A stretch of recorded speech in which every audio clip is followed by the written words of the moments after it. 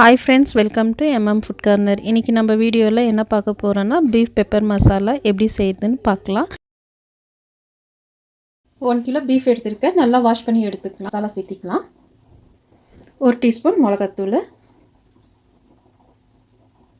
1 spoon மல்லித்தூள், 1/4 spoon மஞ்சத்தூள்,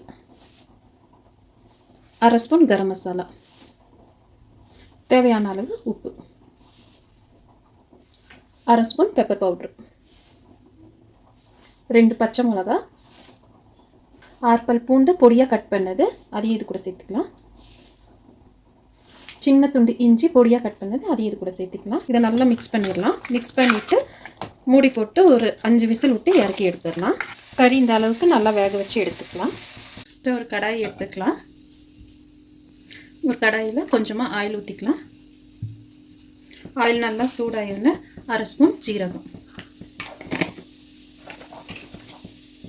ஒரு 5லேருந்து 6 பூண்டு பொடியாக கட் பண்ணுது.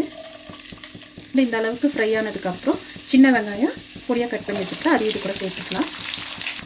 சின்ன வெங்காயம் நான் 250 கிராம் எடுத்துருக்கிறேன். சின்ன வெங்காயம் எவ்வளோ நம்ம சேர்த்துக்கிறோமோ டேஸ்ட் நல்லாயிருக்கும்.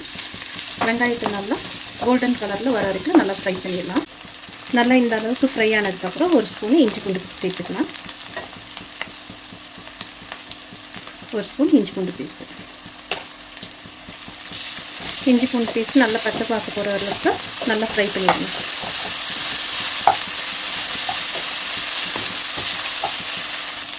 இஞ்சி பூண்டு நல்லா பச்சை வாசம் போயிடுச்சு. இப்போ மசாலா சேர்த்துக்கலாம்.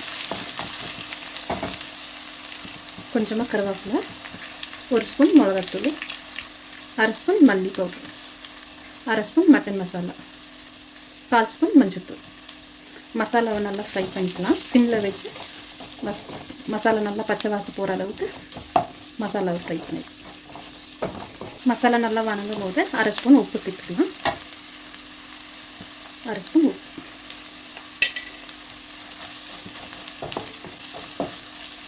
மசாலா நல்லா ஃப்ரை ஆயிடுச்சு. இப்போ நம்ம வேக வச்ச கறியை இது கூட சேர்த்துக்கலாம்.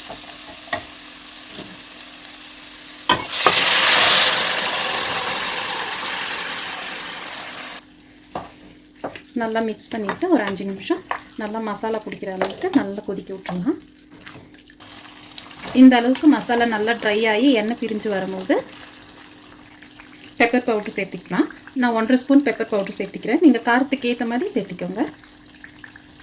1/2 ஸ்பூன் ஜீரக பவுட்ரு, கொஞ்சமாக கொத்தமல்லி தூவி நல்லா மிக்ஸ் பண்ணி ஒரு 2 நிமிஷம் நல்லா ஃப்ரை பண்ணி எடுத்துட்டா நம்மளோட பெப்பர் பீஃப் மசாலா ரெடி.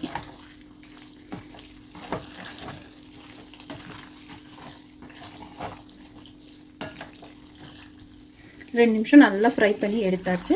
நம்மளோட பீஃப் பெப்பர் மசாலா ரெடி ஆயிடுச்சு. இந்த வீடியோ உங்களுக்கு பிடிச்சிருந்துச்சுன்னா லைக் பண்ணுங்கள், உங்கள் ஃப்ரெண்ட்ஸு ஃபேமிலியோடு ஷேர் பண்ணுங்கள், மறக்காமல் சப்ஸ்கிரைப் பண்ணுங்கள்.